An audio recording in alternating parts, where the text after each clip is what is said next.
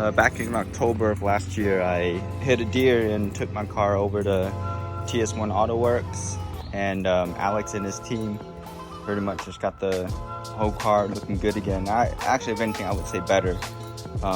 One of the things is the headlights. Another thing is he helped me install the JDM side mirrors.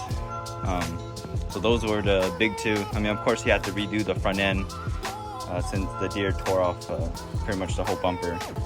But the final result just, it's, I don't know, man, it's breathtaking. I love it.